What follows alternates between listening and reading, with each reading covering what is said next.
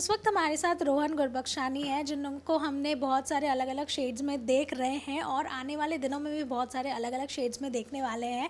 रोहन, कहा जाता है कि फिल्म इंडस्ट्री सबको बहुत कुछ देती है अगर कोई उसे शिद्दत से उतना ही प्यार दे। How this industry has been for you? मेरे लिए काफ़ी अच्छा रहा है क्योंकि मेरा पहला प्रोजेक्ट था अमेज़ॉन पे, मेड इन हेवन पे।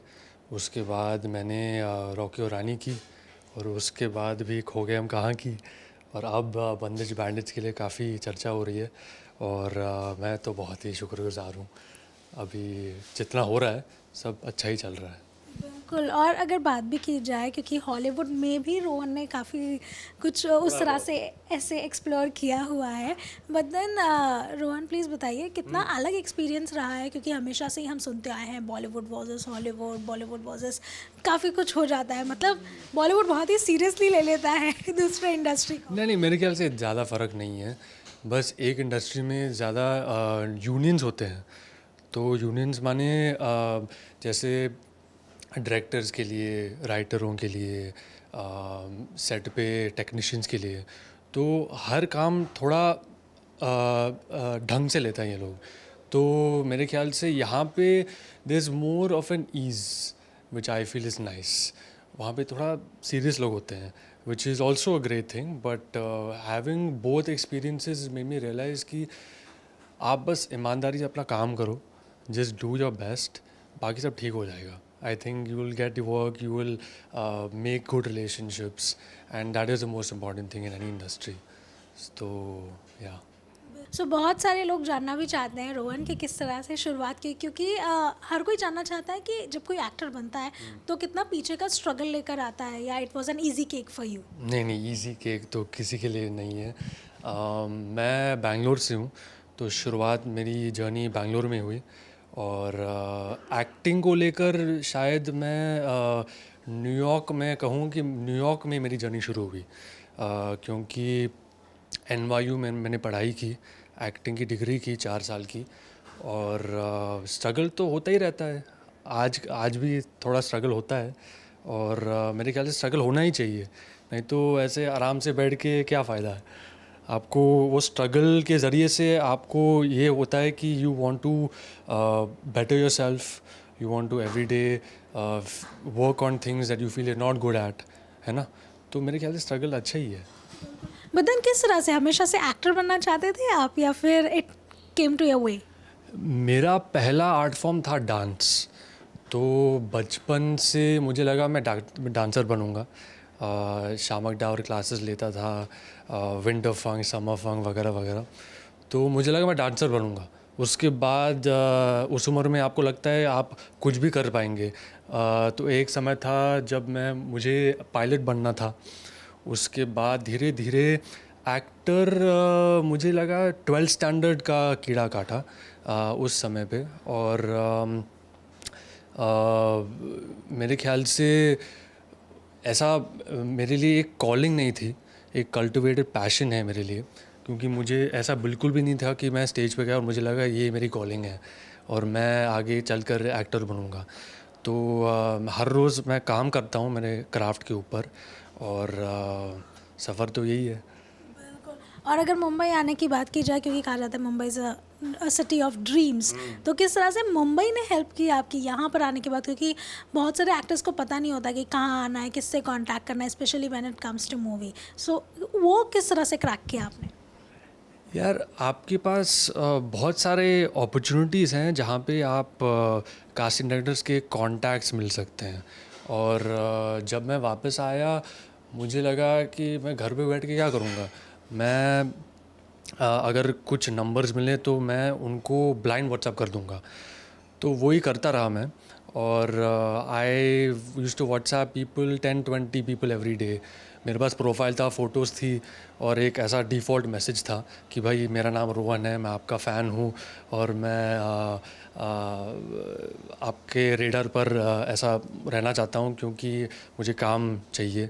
और I wanted to just make sure कि everyone new who I was. And अच्छी बात यह है कि इस इंडस्ट्री में there are few people who run everything. So if you are in front of them then you are relatively good. but I wanted to just make sure every contact in my phone had my work. बिल्कुल, so उसी तरह से कुछ आपने crack किया है। और जब पहला रोल भी आपने क्रैक किया तो how was it and how did it went on then? अच्छा, मैंने क्रैक किया? I am asking. अच्छा, पूछ रही है। कैसे मिला? तो बैंगलोर में मैंने 3 एड्स की थी, उनमें से एक काफ़ी वायरल हो गई थी। और बाद में मुझे पता चला कि वो डायरेक्टर जो मुझे डायरेक्ट किया था, he had told casting director about me, and that casting director told another casting director Nandini Srikanth about मी।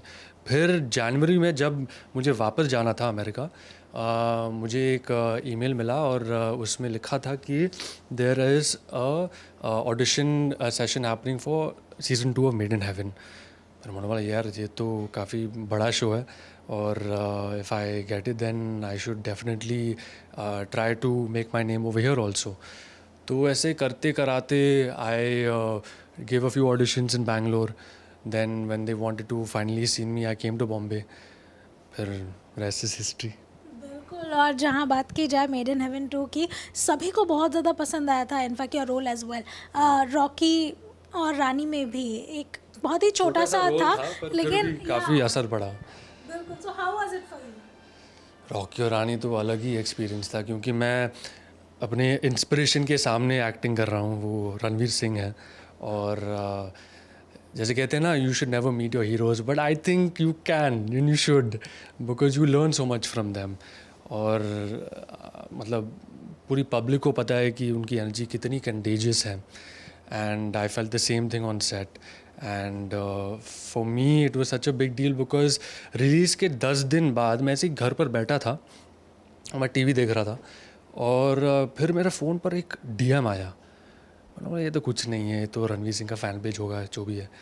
पर रणवीर सिंह ने मुझे डीएम किया, सेइंग कि भाई तूने कितना अच्छा काम किया उस सीन में। मैंने बोला ये 3 मिनट का सीन था, and he is telling me how I made him laugh so much, and how I did such a great job.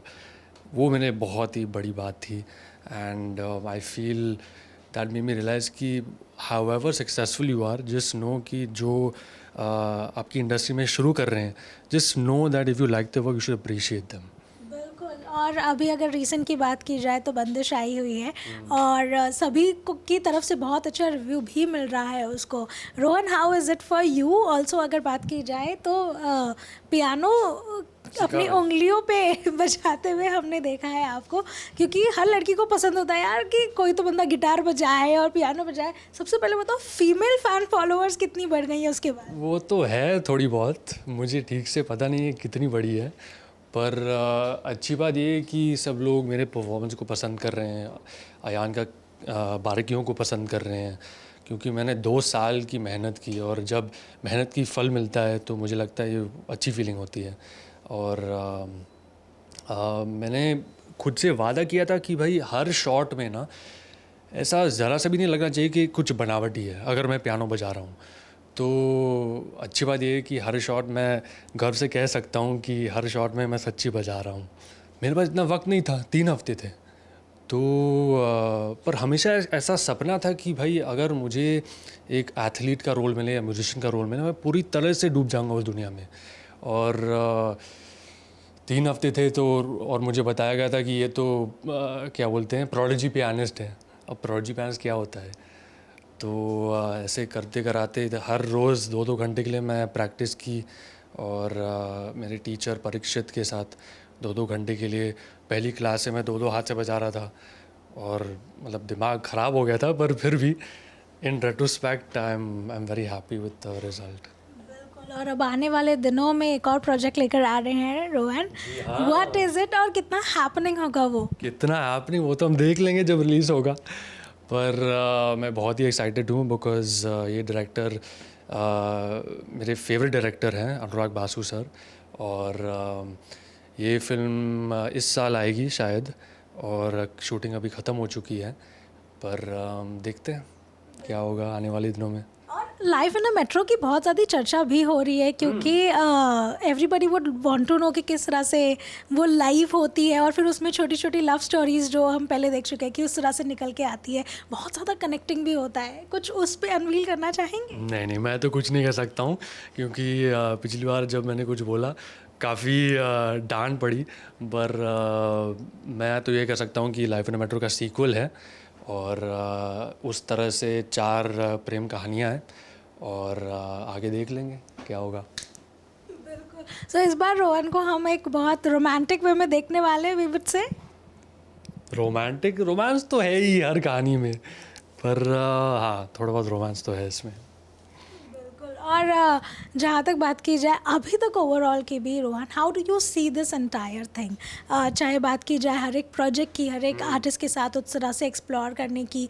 अभी बंदिश में आपने नसरुद्दीन शाह के साथ काम किया and then now you working with you have worked with Anurag Basu. तो किस तरह से लगता है कि इतना हमने उनको इंडस्ट्री में देखा है काम करते हुए, and then you are working with them, so कितना कुछ सीखने को भी मिलता है? इतने दिग्गज कलाकारों के साथ काम करने का मौका मिले तो ये अलग ही एक्सपीरियंस होता है क्योंकि एक तरह से आप इतने जोश से आते हैं सेट पर कि भाई मैं प्रिपेयर करके आया हूँ और मैं इनके सामने मैं उनको दिखाता हूँ। ऐसे कंपटीशन के को लेकर नहीं, पर मैं बोल रहा हूँ it is different experience to get the energy of someone who is been in the industry for so long. तो मेरा मानना है कि अगर मैं सेट पे जाऊं और किसी दिग्गज कलाकार के साथ मैं काम कर रहा हूं, मैं बस शांत रहता हूं और मैं सोचता हूं कि भाई मैं अपना काम दिखाऊंगा, मैं अपना क्राफ्ट दिखाऊंगा, वो भी प्रिपेयर्ड होके आएंगे और हम बस टेनिस खेलेंगे। बस ऐसा नहीं है कि मैं I want to overtake that person और want to outshine that person, ऐसे बिल्कुल भी नहीं है और कला में होना भी नहीं चाहिए क्योंकि सच्चाई पूरी तरह से मतलब निकल जाती है अगर आप कंपटीशन लेके आओगे। तो it's always a joy working with people like and Divya Datta and so many great actors now in Anurag Basu's film. तो मैं तो बस शुक्रगुजार हूँ कि सब चल रहा है ऐसे और देखते हैं। बिल्कुल। बट देन ऐसे इतने सारे मल्टी कास्ट वाले एक्टर्स के साथ भी टीम के साथ आपने शूट किया है, बट देन कभी किसी के बारे में ऐसा सोच के गए थे कि ये शायद खड़ूस होगा या ये शायद इसके साथ कैसे रहूँगा? नहीं बिल्कुल नहीं, मैं ऐसा नहीं सोचता हूँ। नहीं नहीं मैं बिल्कुल भी नहीं सोचता हूँ। मैं सबको ऐसे अंग्रेजी में बोलते हैं ना बेनिफिट ऑफ डाउट, मैं सबको ऐसे ही देखता हूँ कि भाई जो भी है, अगर वो लेट आ रहे हैं या शोर मचा रहे हैं सेट पर, जो भी है, मैं बस ऐसे ही कोने में बैठ के शांत रहता हूँ कि सब इनका यही इनका कैरेक्टर है शायद। तो मैं जज नहीं करता हूँ और अगर कोई कुछ गलत बोले तो मैं वापस झगड़ा नहीं करता हूँ। तो ऐसा ही हूँ और मैं ऐसे ही हमेशा रहना चाहता हूँ।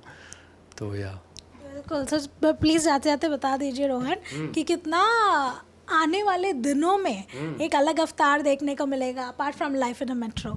अलग अवतार मतलब अलग शेर, अलग अवतार on screen? On screen life in metro के अलावा? जी। अरे ये तो मैं कैसे बोलूँ, अभी जितने प्रोजेक्ट्स अभी प्री प्रोडक्शन स्टेज में हैं, तो देखते हैं शूटिंग के बाद अगर मुझे लगा कि और शेड्स आने वाले हैं वो तो आ ही जाएगा, पर अभी मैं इतना ही कह सकता हूँ। Thank you so much. So Rohan ने बताया कि कितने जल्दी वो हमें दिखने वाले हैं।